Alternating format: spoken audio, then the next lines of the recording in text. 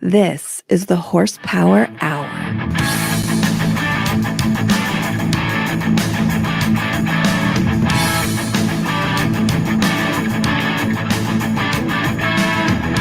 Yes, hello, and welcome once again to the Horsepower Hour, the only podcast with a salvage title. I am your host, Andy M. Hoff. Joining me as always is the illustrious, and now, as of today, the 1 year older Coy Forticus and Masterson. How you doing, boss? I'm doing pretty good, man. Doing pretty good. The big 3-6. Gonna be 36 this whole year. For a whole year, believe it or not, bro.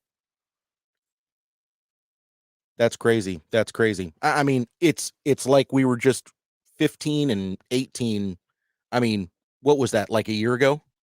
That's what it feels like. I have a crazy story I gotta tell you, and I'm gonna leave names unnamed to protect this woman because maybe she's a saint Okay, class all right. mother at this point. I don't know her life. I just knew her from a moment years and years ago.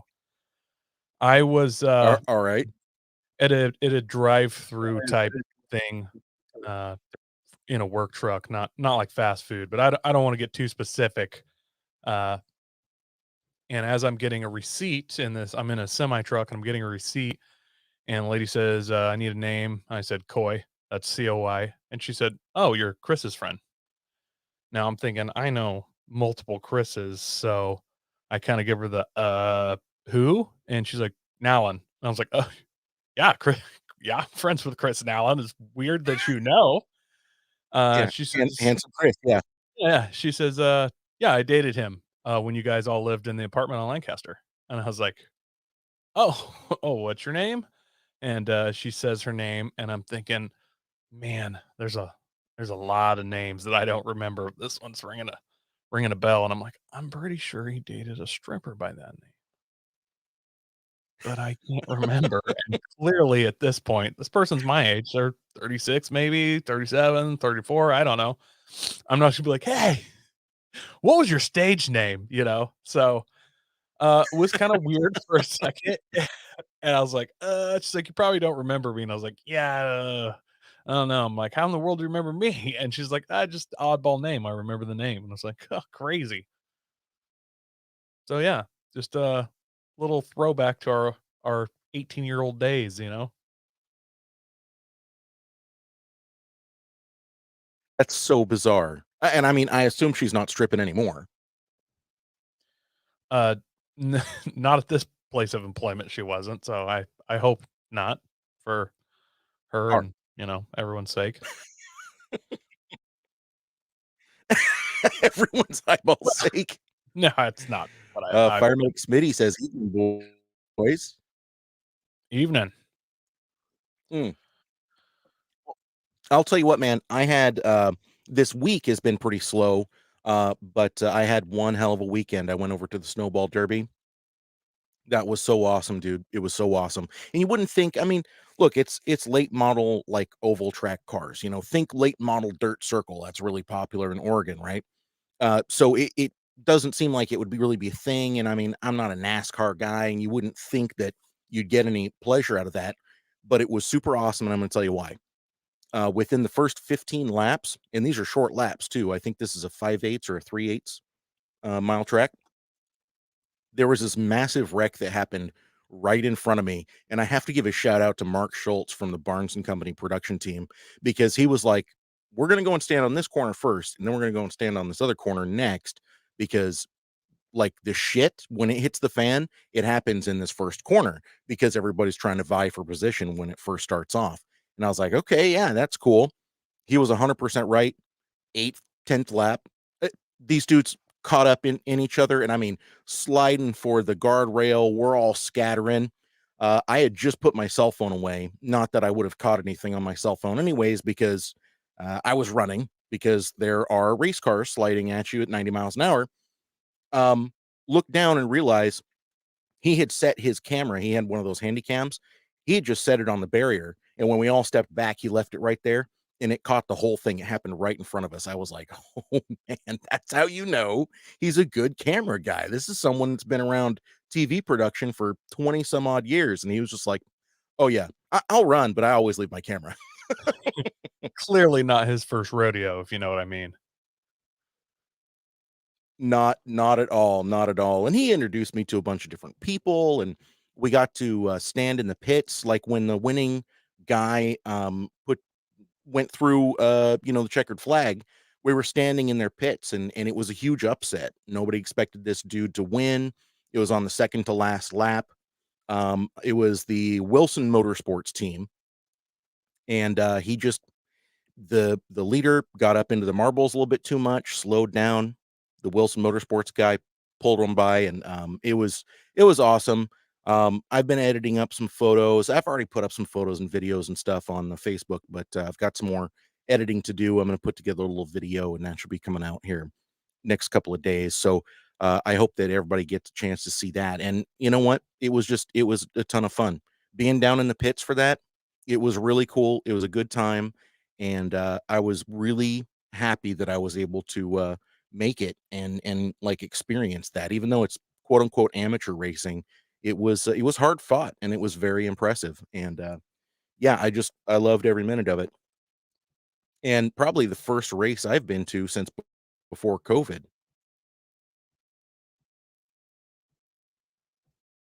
Nice.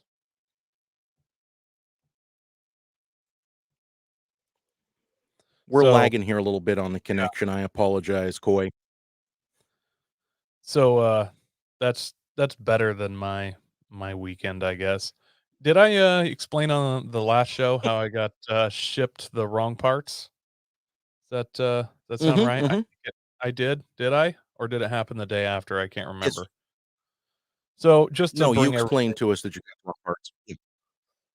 just to bring everybody up to date with my MR2, I just wanted to change an axle. The axle, all it was is a boot had a rip in it, was flinging grease everywhere. So first of all, the bolt wouldn't come undone. Spent about 2 weeks trying to get the axle nut off. Finally, just said screw it. I'll buy a new hub. Put a grinder straight into it. Bought a new hub. Bought a new bearing. Had to wait forever to get those. Obviously, while I went to pull the ABS sensor out of that hub, it snapped in half. So I ordered a new ABS sensor. Finally, took my hub in to get it pressed. The guy pressing it snapped a brake caliper ear off. So had to get a new hub. So I ordered a new hub. They sent me a 2010 Prius hub from a junkyard. So went back with that, worked through that, got them to send me the right one. The right one arrived yesterday. So I have it. It is in my ownership. It's correct. Mm. Took the axle now on MR2s and mini Toyotas, unlike good cars like Hondas and stuff. Instead of having identical axles on each side, it has a carrier bearing on one shaft because it's much longer than the other. So the carrier housing has to be pressed on and off of the bearing on that CV axle. So I went to our buddy Roy, Santiam Powder Coat, because he has a press. And my hand was shaking like an alcoholic after 48 hours without a drink because I just knew that either something was going to go south. Things were starting to come together. That being said, it pressed off, and then I went to press it on the new one. And geez, dude, you should have seen me. I looked like I had Parkinson's. Like I was losing it. Pressed on. We're all good. We're totally good. Everything went so well. I don't understand why it went this well, but I'm now freaked out. So here's the dilemma I'm in now. And, let us know on the horsepower hour group what I should do because I'm scared. I have the new to me hub, but it's from a wrecking yard.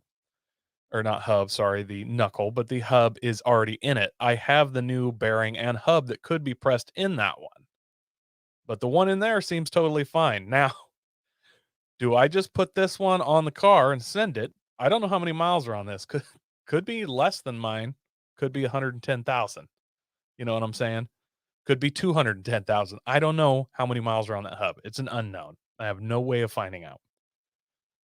Do I preemptively press a new hub in, a new bearing? And the way my luck's been, if you listen to the show, I could snap another hub. I don't know what's gonna, or snap another knuckle. I don't know what's gonna happen. I could destroy a bearing. I Mhm. don't know. I'm scared at this point. It's just gone south. Or do I just take this one and send it and I have the parts if I need to change it, I can later? What do I do, Andy? Because it's starting to come together and it feels too good. So You know that old saying, "The enemy you know." Yeah. Yeah. I think you should just stick with what you had and what you've got, and shelve the other part. If you need it later on, great, that's fine. You can use it, but you know that the previous one was working. I think that you should just stick it back in and let her rip tater chip. Oh, And if it breaks, then I'm the asshole. I was kind of leaning that way, to be honest, because I've had such bad luck, and it feels like because one more thing happened. I told everybody I ordered some Fortunato coilovers, and they were Black Friday deal, and they were dent and ding. They had 2 sets, and so I ordered one of Mhm. those. I got an email today, and theoretically, the way I understood it, those 2 sets were on the shelf, and so they wouldn't have to build them like they normally do and send them. They sent me an email today letting me know that there's a glitch in their website, and they sold more of ding and dents than they actually had. They would honor the price and send me the coilovers, but it's gonna be at least 3 more weeks. That's already been 2 weeks, which that doesn't really bother me, to be honest. I'm not planning on getting these in anytime soon anyhow.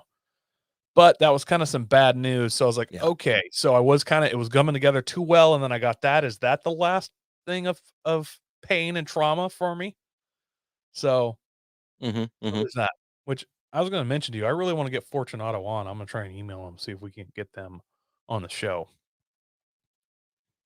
Oh, that's a great idea. That's a great idea.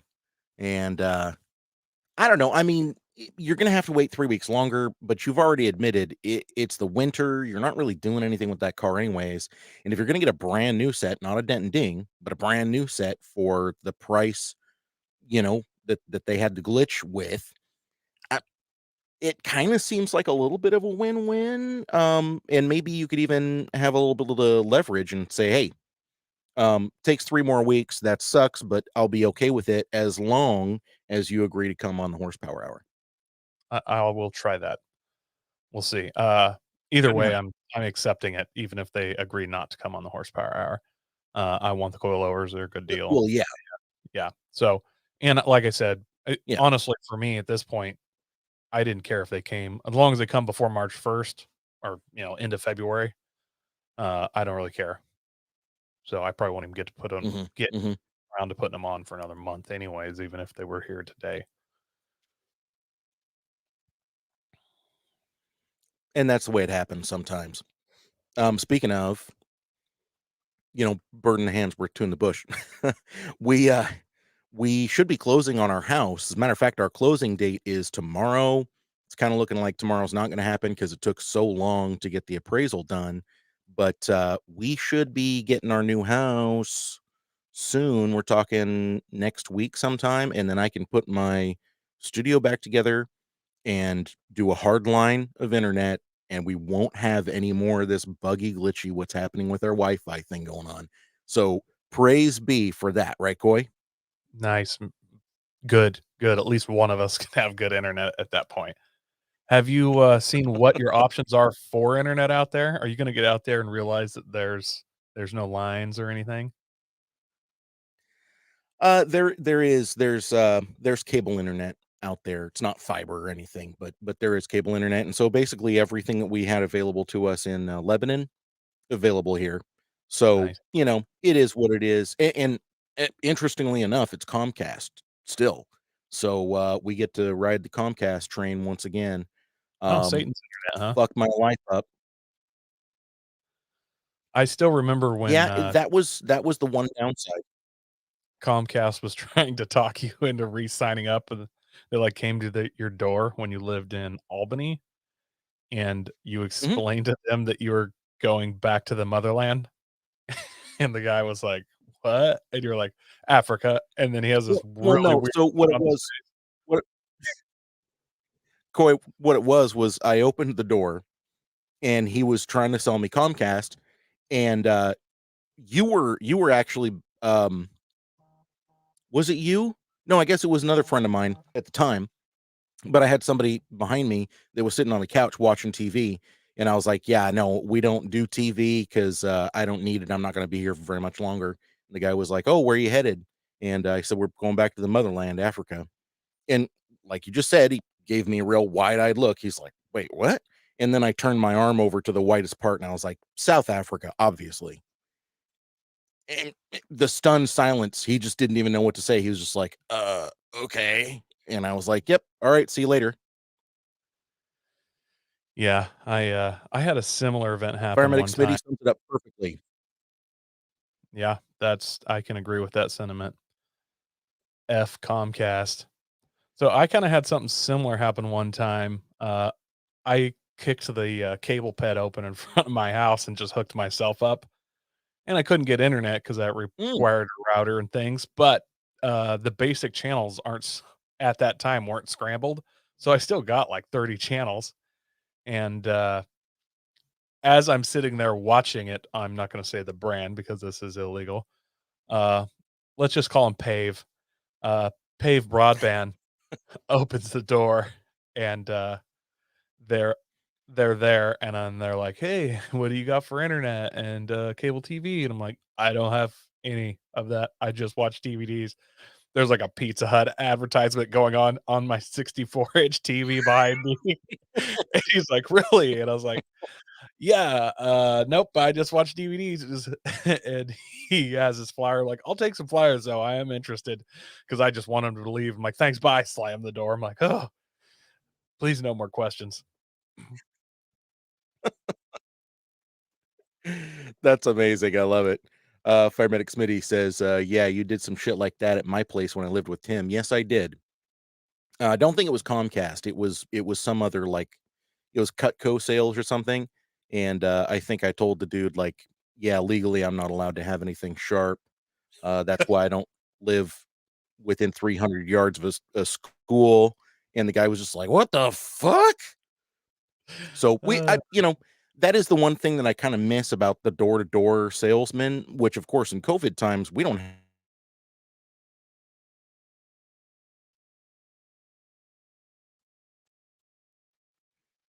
And yes, my Wi-Fi is cutting in and out. Sorry, everybody.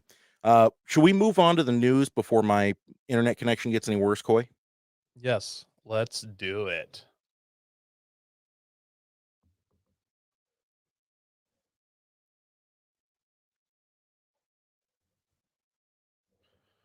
All right, should we move on to the news before my internet connection gets any worse, Coy? Yeah, let's do it, man. All right, The buddy.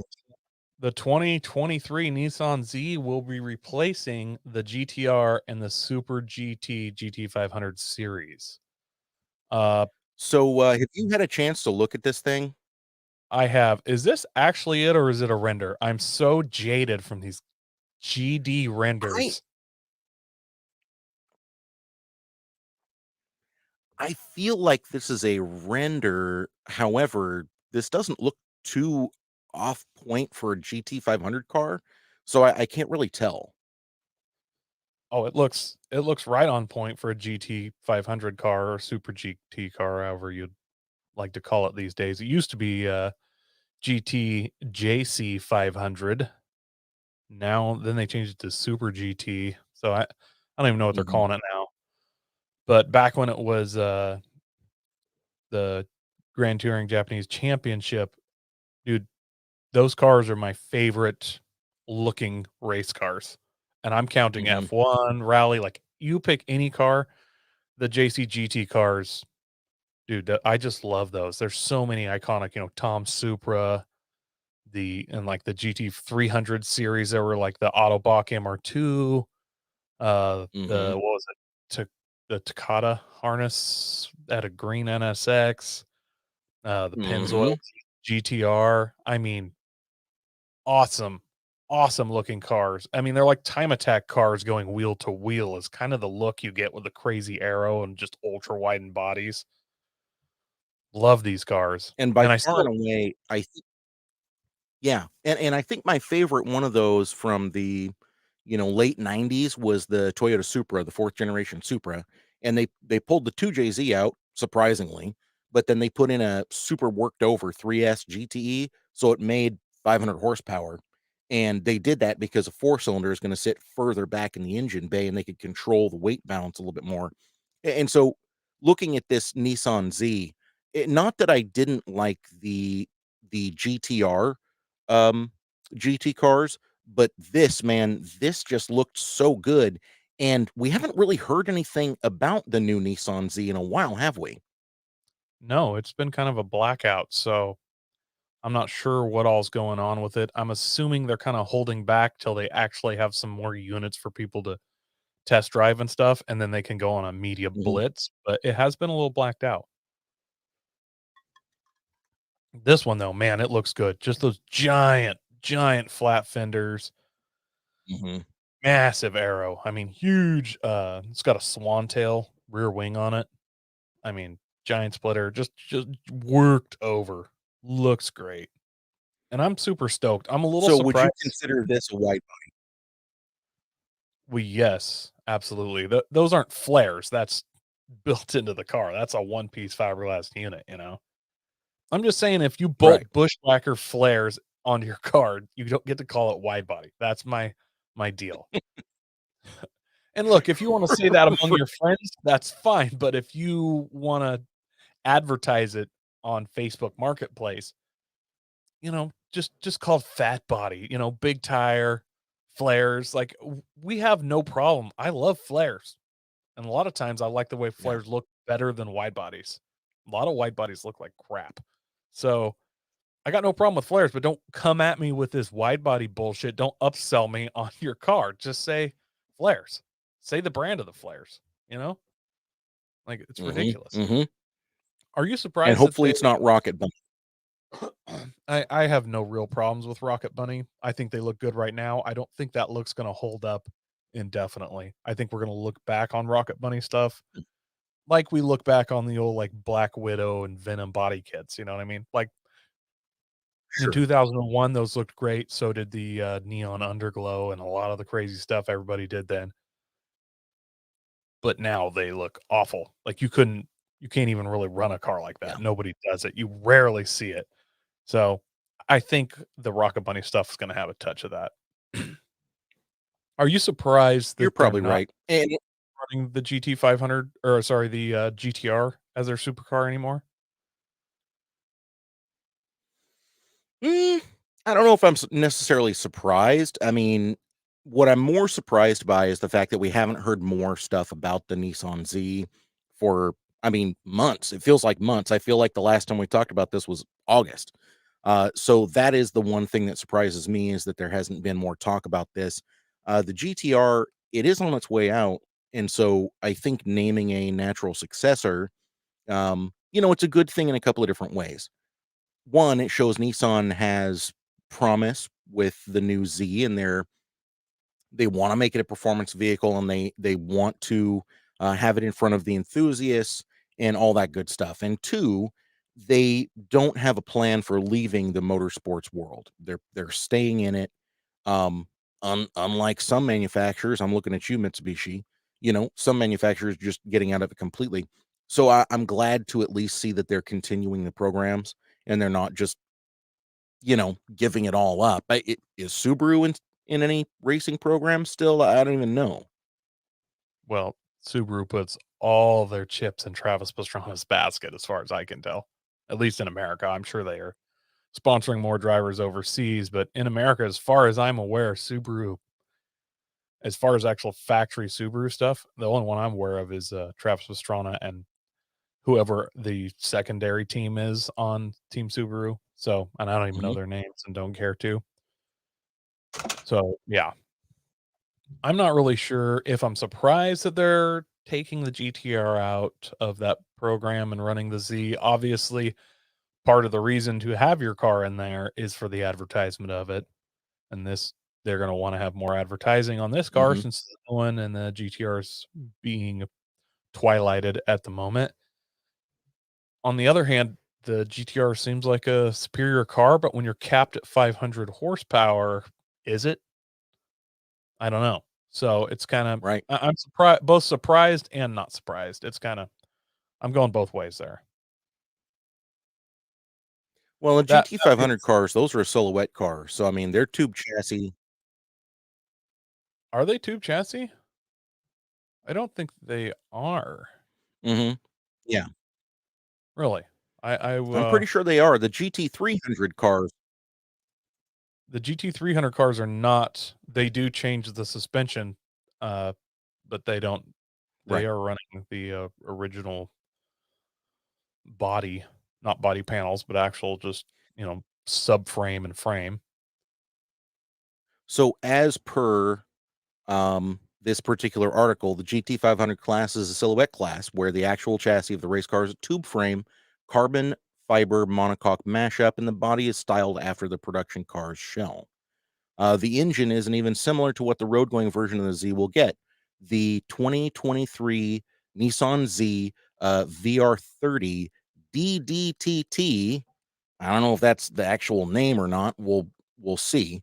Is replaced by a custom 2-liter inline turbocharged inline four with 51 pounds of boost, making 650 horsepower.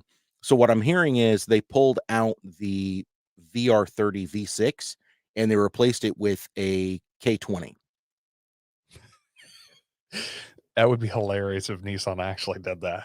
Like they're just like, well, yeah, we're able to get a crate motor. Like, I don't know. I think it's a great looking car. I don't know what to say about it. I hope they do well, and I actually hope the best It, for this new version of the Z, it looks. in my opinion. I do too. I do too. I'm hoping for the best with it, and I think it honestly can be a barnstormer if everything gets off the ground right. And speaking of getting off the ground right, so MotorTrend's coveted truck of the year, Coy. Do we still care about this a little bit, don't we? A little. I mean, it's MotorTrend, but I still want to talk about what the media giants think are the truck of the year. Well, so they're teasing us a little bit. Instead of telling us what their truck of the year is, they're telling us which trucks are not truck of the year. Let's take a quick peek at these. Um, right off the bat, the Ford F-150 Raptor does not make the cut. And they have a problem with it not having a V8 in it, and I get that. Um, it's still a super stellar truck. The 3.5 EcoBoost is still a stellar motor, but they're saying the Raptor not doing it for them. Not doing it for them. The TRX, of course, won last year's truck of the year. So if the Raptor's not winning truck of the year, it does kind of make you wonder, or at least it makes me wonder. Next up is the Ford Ranger Tremor. Again, Hang these on are not trucks that won. 1 second. I want to jump back to the Ford Raptor. The Ford Raptor R super truck that's gonna come back out and reclaim the title from the Dodge TRX that Ford had on the shelf ready. How much you want to bet they throw in that 7.3 Godzilla, that monster big block in that? You think? I would sure hope so. I think that's what's going to be. I hope it is. I don't know, man. They could still go after the Coyote or some Coyote variant. I mean, the original Raptor was a 6.2-liter V8. I don't even know that they're producing the 6.2 anymore, are they? I have no idea. I See, mean, that's what I'm talking about. yeah.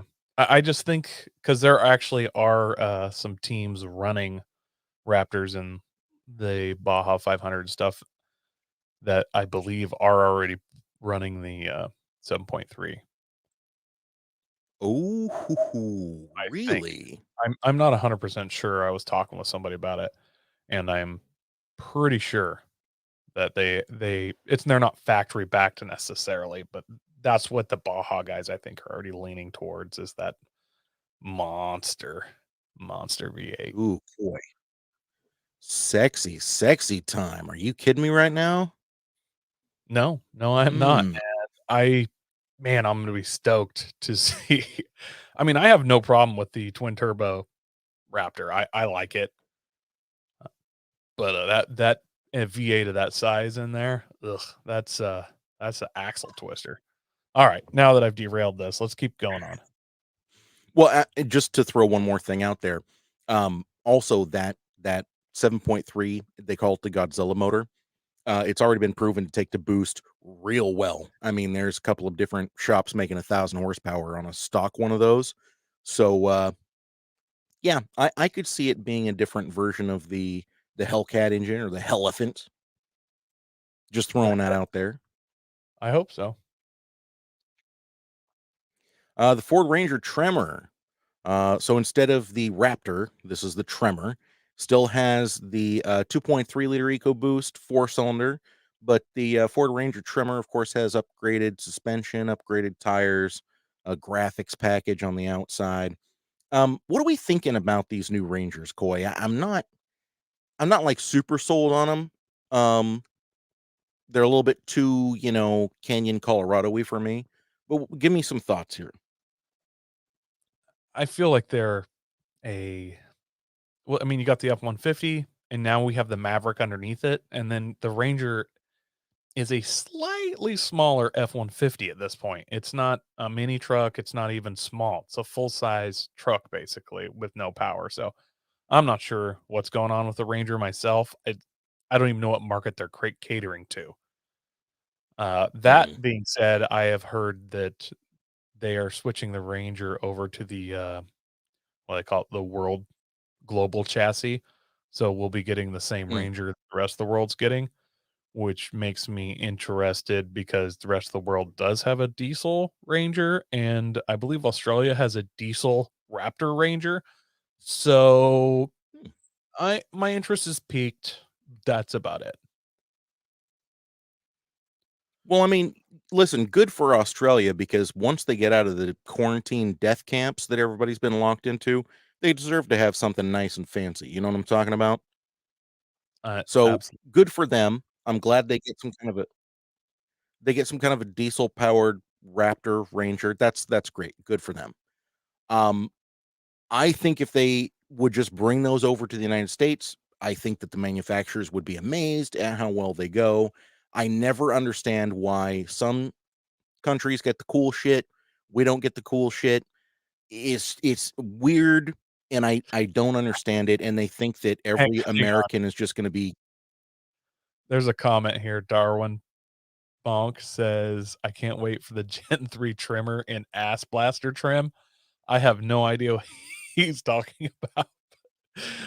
Is there if there's such a thing as ass blaster trim package, I'm buying a Ranger, like just straight up. Done.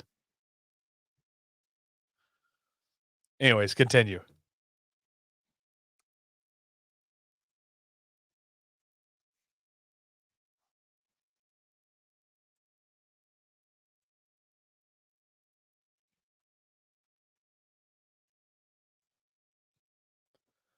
You there, Andy?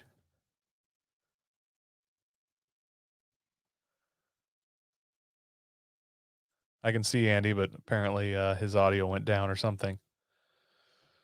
So yeah, the Ford Ranger I have high hopes for to get better. I don't know if I can continue. My internet's gone completely wrong. So Oh, I can't even tell if you guys can see me or not. you're back. We could see you the entire time, but you lost all audio, but you're back now.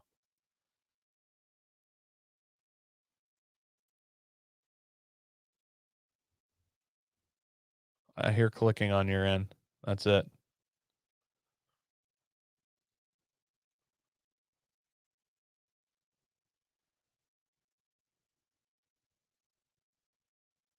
Man, this is a good pod. Anywho, yeah. The Ford Ranger also not. Let me get clicked up here so I can continue here. Yeah, the Ford Ranger Tremor they say is obviously not also the truck of the year.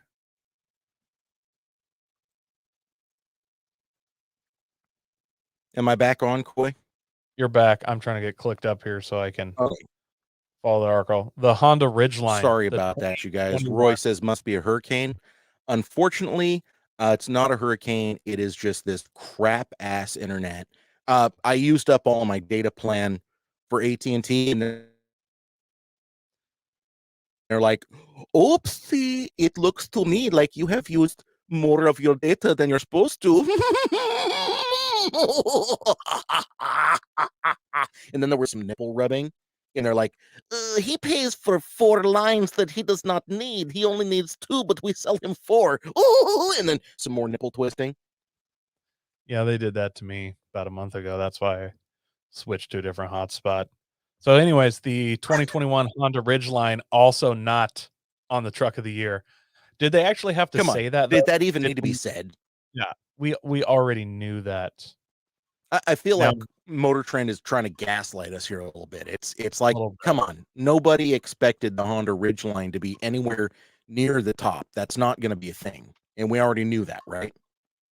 Exactly. You're breaking up a little bit there, Andy. The 2022 Nissan Frontier also not not truck of the year, which kind of bums me out a little bit because I have high hopes for this truck. It looks like Tacoma and a Colorado got drunk, and then this happened 9 months later, but I have no problems with it. And I think it looks pretty decent, even though it's a copy of like 4 others, but everybody kind of does that now. So I'm a little Yeah, disappointed I that don't know. that's on They the have some list. pretty harsh words to say about this thing. We drove the Frontier at our 2022 Truck of the Year competition. Delight quickly turned to disappointment. We knew the new model was built around a modified version of the old truck's frame. No big sin there, but we didn't expect the whole creation to feel so dated. The almost complete lack of innovation was a real letdown. Features editor Christian Seaball summed up our thoughts. It's like reanimating a corpse. New heart, new lungs, but the bones are still old and brittle. This was a perfect time for Nissan to raise the bar. Instead, it did this. Scathing, Coy. Yeah, still I don't put a lot into MotorTrend. I mean, clearly Nissan didn't pay them anything. We have famously gone off on MotorTrend's voting and, car of the year competition. Oh, Tremors B horror movie series, third movie had the form of the Tremors monster that they called Ass Blasters. Yes, I am very familiar with the Tremors series. It's one of my favorites. Yeah, Burt Day is one of my favorite days of the year. So look that up if not. Burt from that series did a Burt for President like YouTube series, and you should watch it. It's amazing. It's obviously a spoof, but yeah. Hell yeah. Hell yeah. All right, So Coy. Now that we've seen what we're not going to get from Motor Trend, let's speculate a little bit. Do you think it's going to be the TRX again? I have a hard time seeing it being the TRX twice in a row. Same. It's going to be who paid them the most and or what's the most unique. The Rivian's out, bro. Ooh, yeah. I, I, I'm leaning towards something like that. I mean, obviously, if it's just the 2022 Chevy Duramax, I'm like, okay, General Motors sent you a fat check. I got a feeling that there's going to be Rivian. That's kind of me. I'm just thinking, they want to go EV. I've heard nothing but good things about the Rivians. People are taking delivery on those now finally. So yeah, Mhm. I think it's going to be Rivian. Just me. What Dang. about you? You know what? I had forgotten about the Rivian. I was a little bit on the fence because I was sitting here thinking it's got to be like the Ford Lightning, but the Rivian's right up there too. And nobody's taken delivery of the Ford Lightning yet, have they? Not that I'm aware of. I'm Yeah. leaning towards Rivian. Motor Trend never ceases to disappoint me though, so I'm sure it'll be. Yeah. Yeah, because we know it's not going to be the Silverado. I mean, what good things can be said about the new Silverado? It's the same truck in a new packaging. The Dodge trucks are pretty much the same way. They are what they are, you know. Um, I don't know. I don't know. I would be surprised if but hey, maybe like the new Duramax Chevy, or excuse me, what is it? Let's see here. Which one has the new 3-liter inline 6-cylinder Cummins? Chevy Silverado. The Silverado. Yeah, so Amazing I mean, Hurricanes. Yeah. maybe maybe the 2.7 turbo, maybe they wanna, like, hype them up a little bit, but, I think that Crystal brain of yours is working pretty well. I think you're right. The Rivian's probably gonna be right up there. It's new, it's unique. It's an EV that looks great, like Mhm. aesthetically.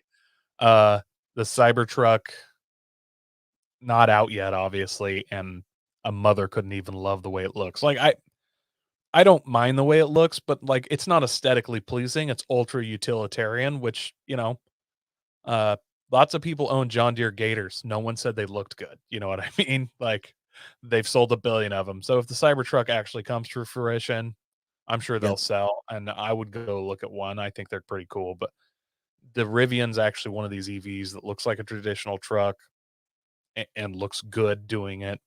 So I think that they should be a strong contender if they're not it.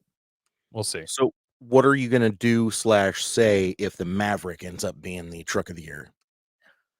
I wouldn't be like insanely surprised, but I barely consider that a truck. Like it's front wheel drive. You know what I mean? Is that uh, can Ute like this is like El Camino territory when you have a front wheel drive based slash all wheel drive truck.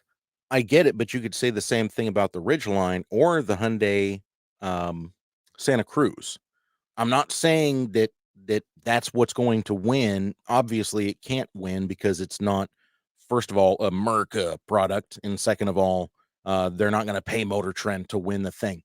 But I'm just saying, like, there are some trucks that are left off. There's nothing here from Dodge. There's nothing here from Chevy. There's nothing here from that now class of like uh pickup trucks that are not pickup trucks, well, the Honda Ridgeline, I guess. But like you've said already, like the Honda Ridgeline, it's hard to compare that to the Maverick because the Ridgeline V6 all-wheel drive, a little bit bigger chassis, stuff like that, whereas the Maverick is I literally, if someone needs to have a Subaru for running around town and they decide they want a pickup, that's where you go.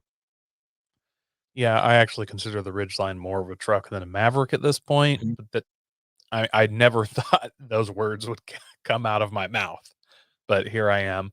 And correct me if I'm wrong, but wasn't it MotorTrend that took the a Rivian pickup and Rivian SUV out early summer I and think did a so. big off-road trek, overland trip with it? They were spotted here in Oregon and a couple other places.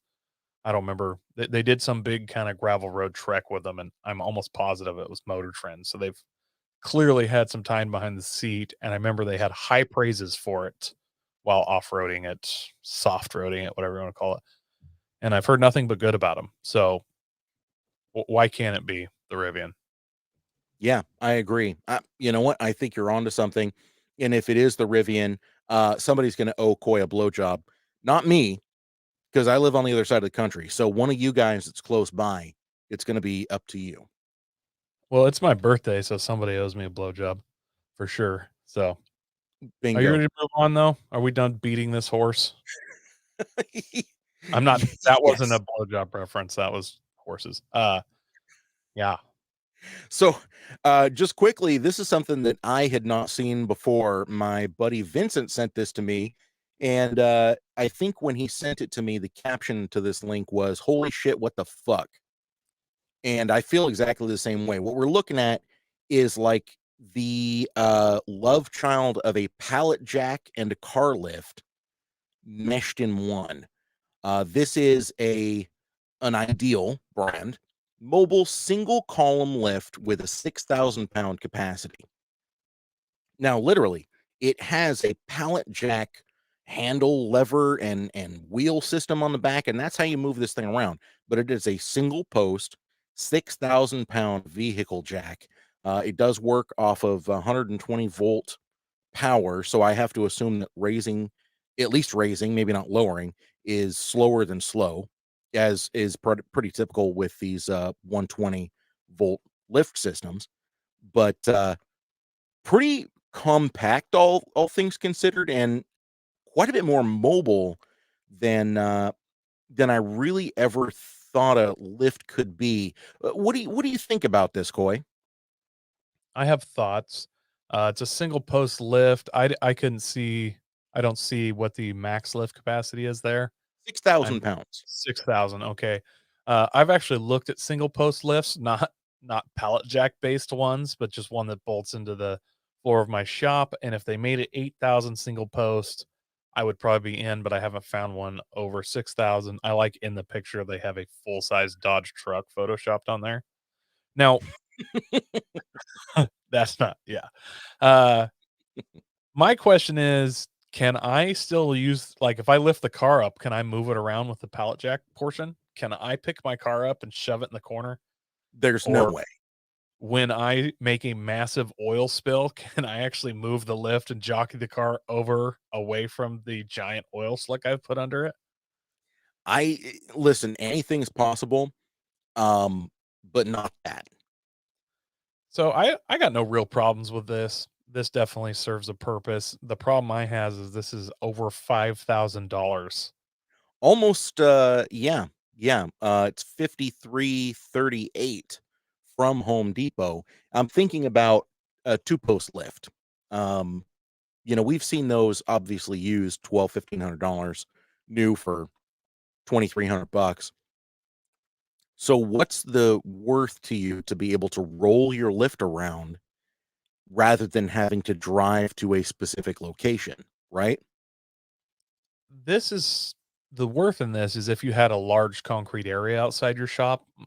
Mine and most everyone else's is gravel. So this could only be used in my 2-bay shop, or 2.5 bay, I guess.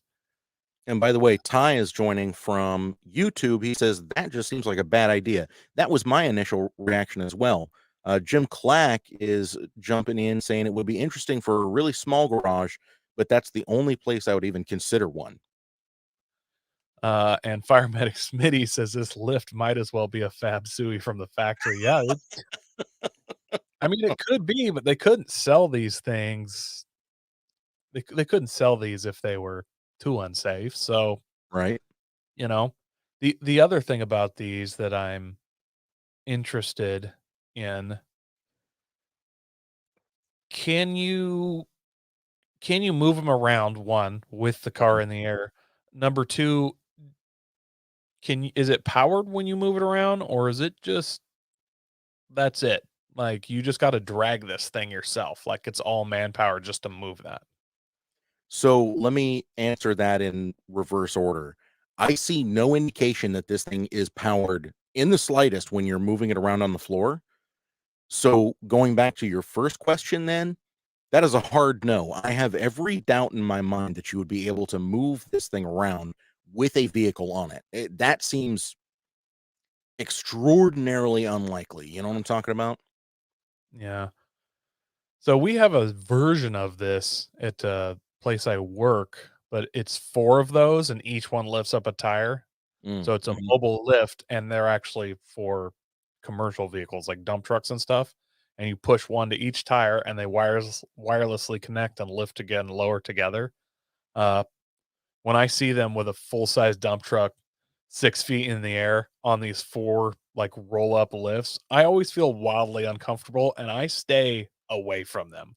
So having one single one on a car, not bolted down with tires, not my jam.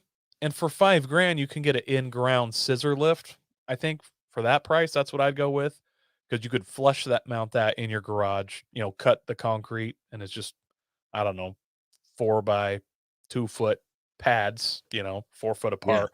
They just lift off the subframe. I'd really like some of those. They're in ground. You just drive over it, lift it up. You can still get in between to do, like some exhaust work or something.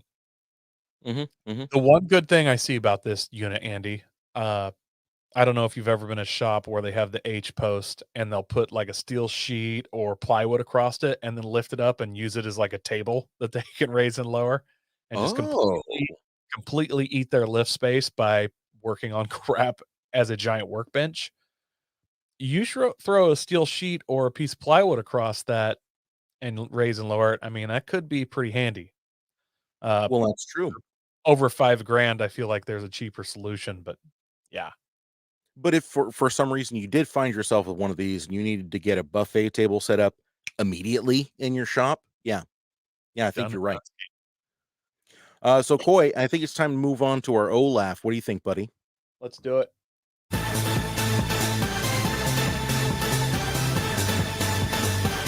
Overland is fucked!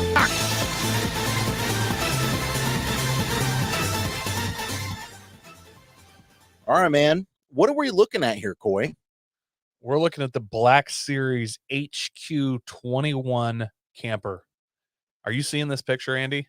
Oh, yes. There was anything that was Olaf, this is it. And for some reason, there we go. My computer wasn't letting me scroll.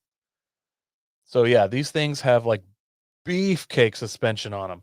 The suspension looks crazy, bro. It Yeah. actually has like these skid racks underneath of the front tires. It's the weirdest thing. So it is a tandem axle, so it's got 4 tires underneath this. Mhm. And each tire is independently sprung in kind of a swing arm style, not or trailing arm style, I should say, would be the best way to explain it.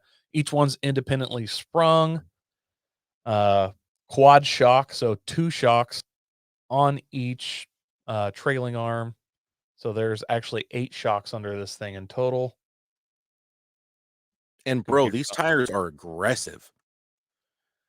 Yeah, which looks cool. I don't really understand aggressive tires on trailers. Like, it seems like an all-terrain should do all the dirt traction you need on a trailer. You know what I'm saying? Yeah, but if you're going to be taking this thing up, Moab, like if you're going to strap this to your pickup and actually take this thing up, what's the name of the hot tub? Mickey's hot tub? Yeah. Hey, maybe you need that extra traction, you heard? Yeah, but there's no power to it. So what a slick tire would be better. You know what I'm Okay, It's so confusing. here's the deal, Coy. Here's the deal. So just imagine you are in your FJ and you're hooked up to this trailer, okay? And you decide you want to go down through Mickey's hot tub. Now, the wife and kids, they're in the trailer. They're not supposed to be while you're rolling. I understand that, but she's trying to fix a meal, okay? So now you've gone down into Mickey's hot tub and you have to make it back out with this trailer attached. You can only imagine what's happening inside of that trailer to the passengers. Again, your wife and children. And she's already like she's got knives out. She was trying to make a stir fry while she was in there. You heard? I gotcha. I You gotcha. Like you have you're trying to take this through Mickey's hot tub, which I don't think this would actually fit in it unless you stood it on end and dropped it down inside of it. While she's doing a stir fry. yes. Yeah. And also your children are helping her chop. They have their knives out too. Now, wouldn't you feel more secure with them having these off-road tires? I yes, for the sake of argument, I'll say yes. Okay. While this thing is wildly expensive and kind of awesome, how much you want to bet those off-road tires are like Nankangs or something? Like, there's no way those are BFGs. Like, I swear, no matter what brand of hardcore off-road trailer, a commercial, not like some little niche shop building them, they have the cheesiest, cheapest tires I've ever seen in my life. It has a full kitchen and full-size fridge. I don't see where it says ground clearance here, but it has an insane amount of ground clearance, dude. It's gotta be 15 inches at least, Holy right? shit. Yeah, well, yeah, it looks like it. 2 spare tires, separate bathroom and shower. Like, just it looks beef too. Like, this looks like it should be an Australian Outback, even though the only time I'm ever gonna see these is definitely in a park. Yeah. Now, I have to admit, as someone who's living in an RV right now, I'm looking at the interior of this thinking that is gorgeous. I It's mean, cush, dude. it looks super nice. Yeah, they're definitely super nice. Like, these are expensive and not just, like, regular RV expensive. Like, these cost a lot more than a comparable RV trailer. They're Mhm. supposed to be a lot more robust, solar, all the good off-road stuff. And I mean, who wouldn't want this? Even if you're never gonna take this thing any farther off-road than a regular trailer, look at the clout. This is some overland clout power, bro. It's all for the gram, baby. It's all for the gram. And I'm looking at this bedroom. I mean, this is a queen-sized bed. It's beautiful, tons of room. That embroidered head. is awesome. Now, I see it just has your standard, these are like an 8 or a 9-inch, maybe a 10-inch closets on either side.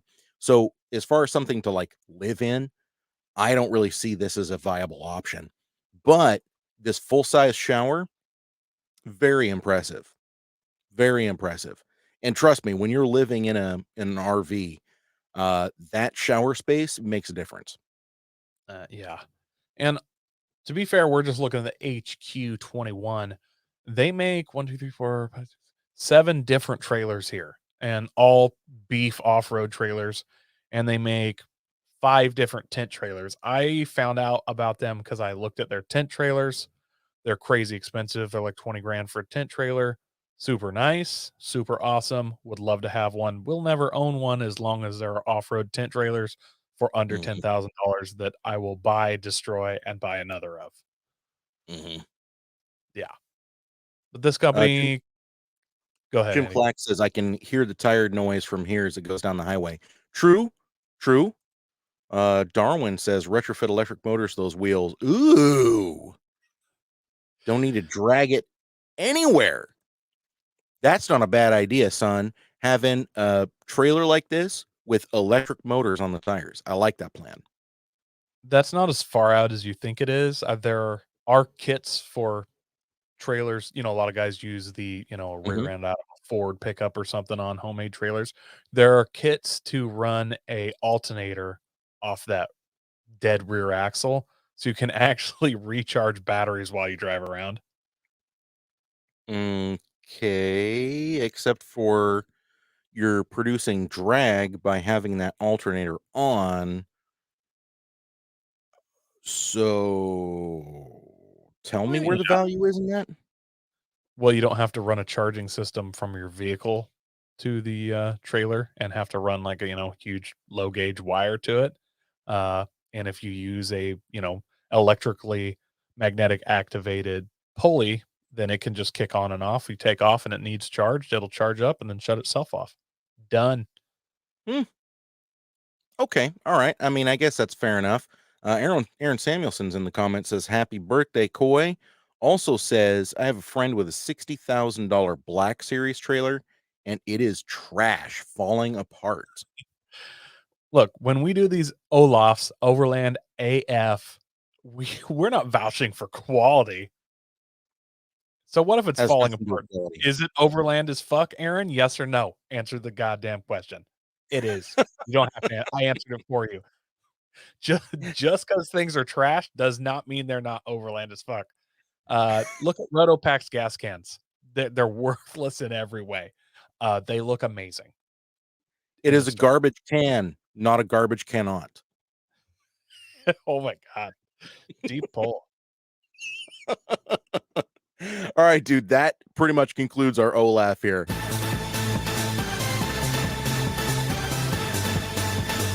Overland is All right. So we do have one more segment. I have this exclusive interview with Robert Rakes-Perrish. We were going to maybe put in at the end, or maybe I'll just throw it in the pod. And then his interview is going to go up on the Facebook and the Instagram and all that other stuff. If you guys want me to put that interview up at the end of the show so you can hear what Robert had to say, go ahead and let us know in the comments. Otherwise, we will be able to get that out to you on the pod, also in a standalone format on the Facebook group, facebook.com/group/the horsepower hour, as well as facebook.com/the horsepower hour, and probably something over on the Instagram as well. So let us know if that's something you want to check out. But for now, we're going to make our way on over to the Smoking Dealer, Smoking Doob. You ready to do it, Coy? I am insanely ready for this one. You sent me several options for this smoking a deal, smoking a doob. And when I saw this one, I was like, this is it. Just This is trash the all the one. rest. Scrap it. This is it. Smoking deal or smoking a doobie. All right, my brother. So what we have here is a 1986 Dodge Omni GLHT. I didn't even know they made a GLHT. I thought it was just the GLH and the GLHS. The GLHT is just another version of the GLH, GLHS. Fun fact, the reason why it's called a GLH is Carroll Shelby said this thing goes like hell. And then when they made the GLHS, it's because it was a goes like hell some more. He's from Texas. What do you expect, people? Yeah. Anyways, seller's description here. Rare 1986 Dodge Omni GLHT has some mods done. Fun little car. It's not perfect, but it runs solid and shifts great. It's my daily driver right now. It has a fresh inspection, but it could use new tires all the way around, as could all of our vehicles, by the way, even my pickup. We'll give the mod list in personal messages. Thank you. This is available in Kingston, New York for 5,500 smackers. Coy. Well, a little steep on the price for a 1986, right? But it's a Dodge Omni. I'm not necessarily a huge Dodge Omni fan. They're the butt of more than a couple jokes. There's not a ton of them. I've rarely seen one in person, and I don't know that I've seen a turbo in person ever. You know what I'm saying? I have seen a Dodge, let's see here. It was a Spirit RT in person, and I have seen a Shelby Z turbo in person. I don't know if I've ever seen a turbo Omni in person. I first became aware of them when Sport Compact Car Magazine, many years ago, took a Dodge Omni Turbo to Mexico to race it in. I can't remember the name of the race. I don't know that it goes on anymore. It was a race that was kind of chump car esque in Mexico back in the day And not on, strictly legal either. on public streets that were Mhm. not closed. There was a finish line, and like the local authorities were down for this, but and they said the road was closed, but then they didn't enforce the road being closed. So you were literally in your clunker, like passing burros at 100 miles an hour. Yes. And they, in the spirit of the race, built a Dodge Omni Turbo for it and broke it halfway through and had to have like a local weld gutter pipe exhaust on it and stuff. It was a whole cool story. It could probably be found if you just look up Dodge Omni Sport Compact Car. And these are not slow cars. These are quick, you know? For what they are, they're not bad. And they actually have a performance following, not just in the Omni, but also the Daytona Z, famously featured in the movie The Wraith with a very young Martin Sheen. If anybody hasn't seen that movie, you got to run out and watch it right now. It's terrible, but it's also kind of fantastic. Also, this is the same motor that was in the Dodge Caravan turbos, the Caravan RTs. Do you remember those, Coy?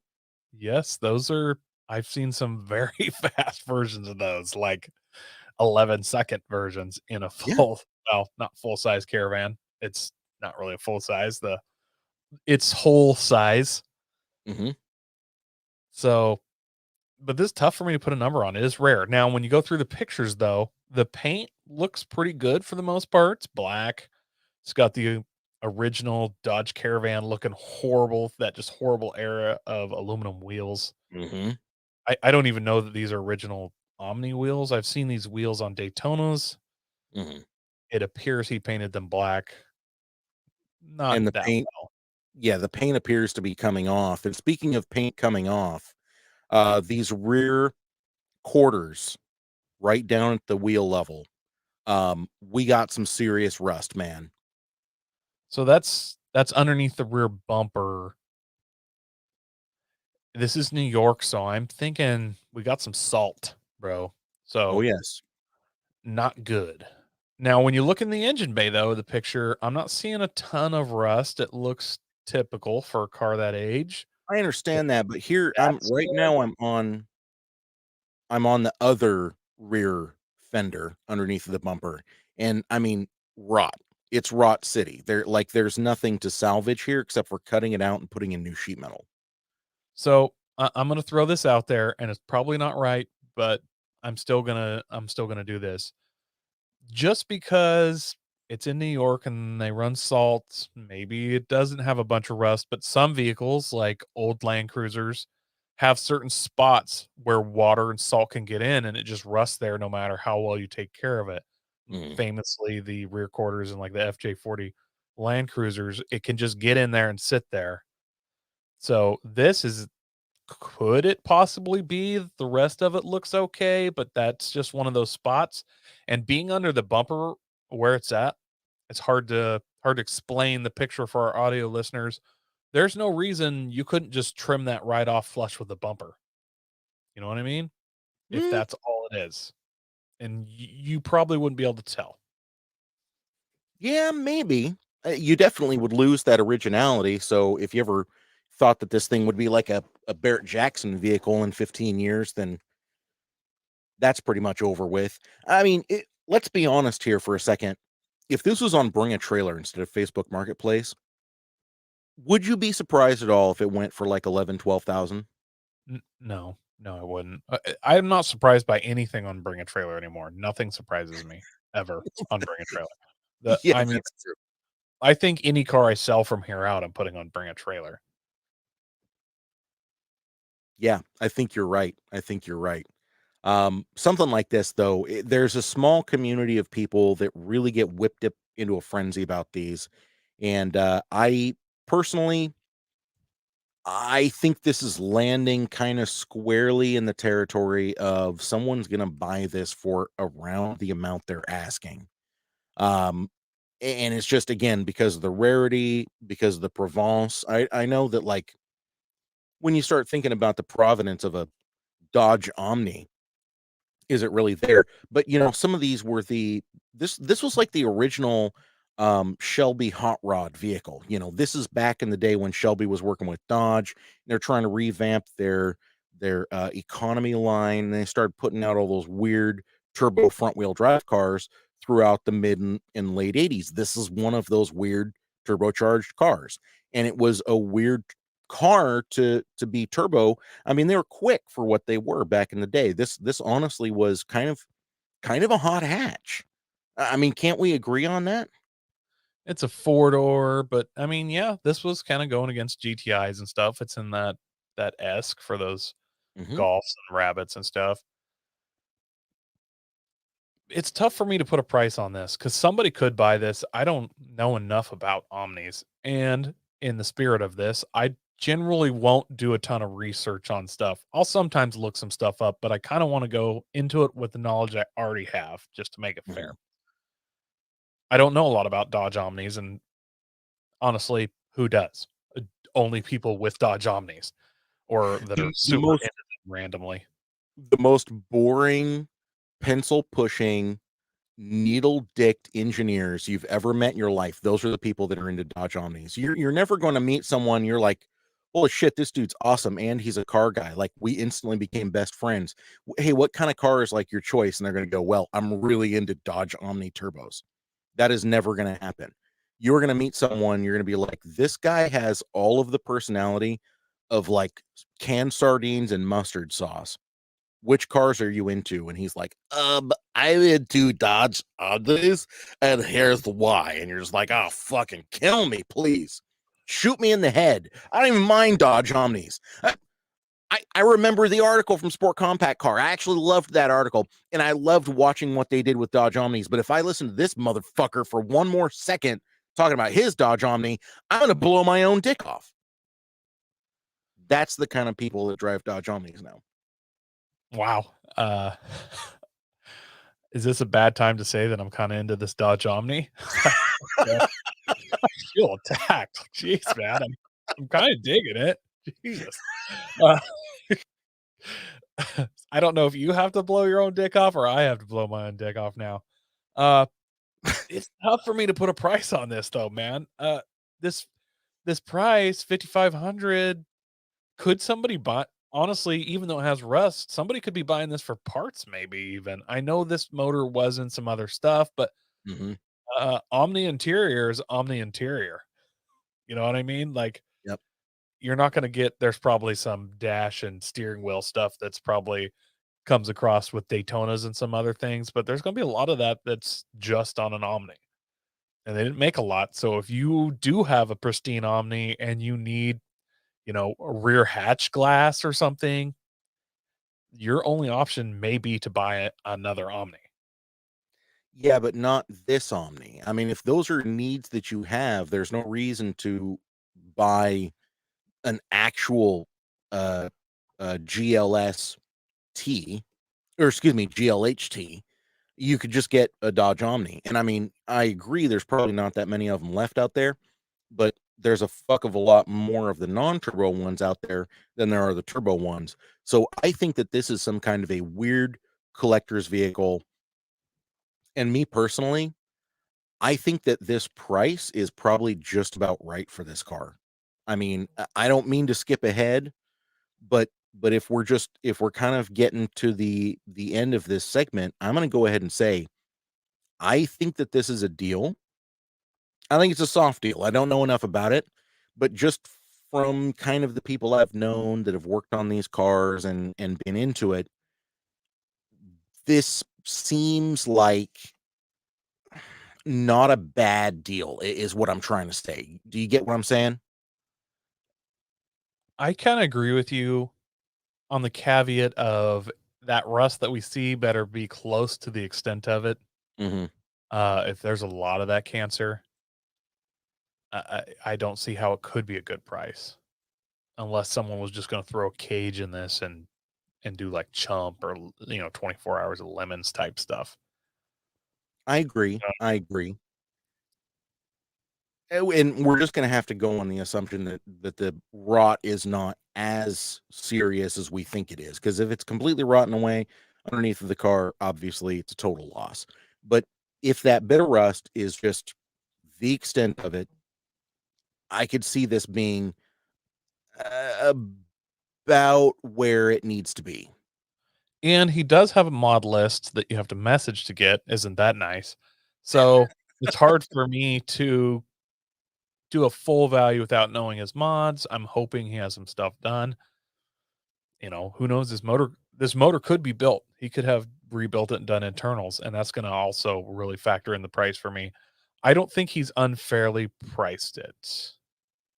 I can almost guarantee you that when when you ask him what's the mod list, it's gonna be like eBay blow off valve, um, eBay grounding kit, red wires from my local AutoZone, that sort of thing. So, yeah, I'm going to go with I think he's asking a fair price. I can't say it's a deal. It's got some at any price is a Dodge Omni ever a deal, you know what I No, mean? no. Uh I'm going to do with our it's soft deal. I think we need to actually organize our deal doob. We need to like have an official soft deal, medium Mhm. deal, hard deal, solid deals. We need to work through that some.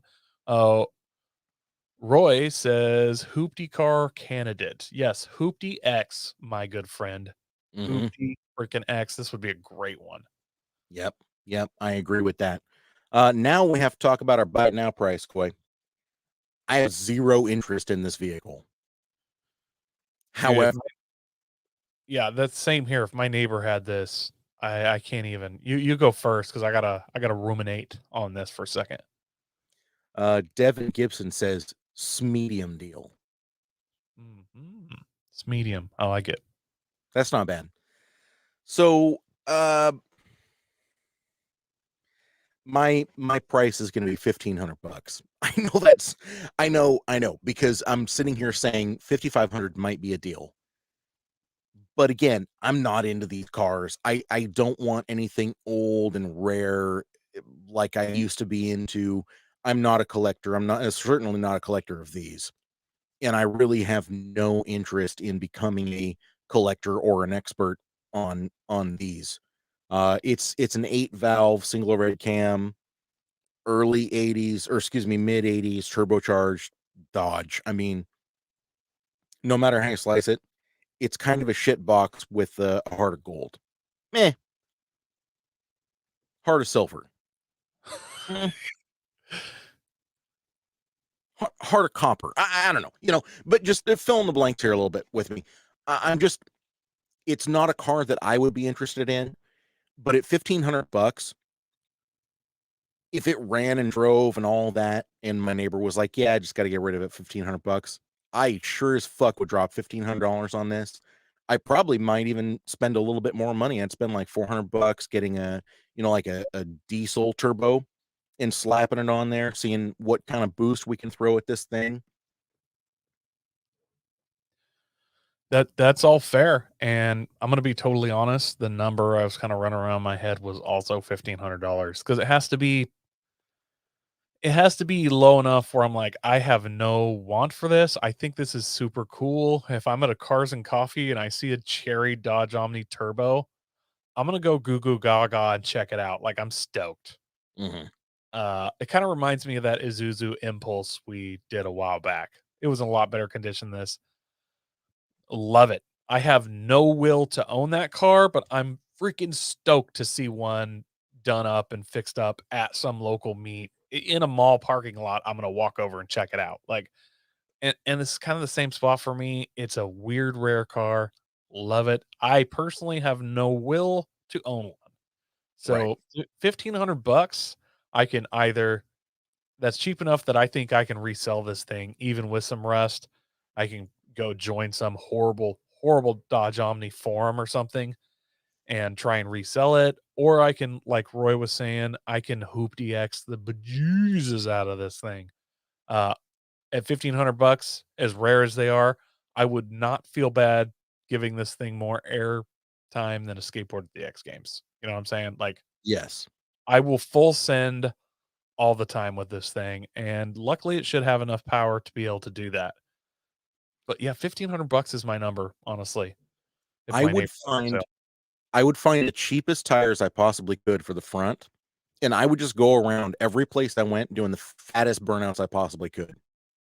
That's fair. That's fair.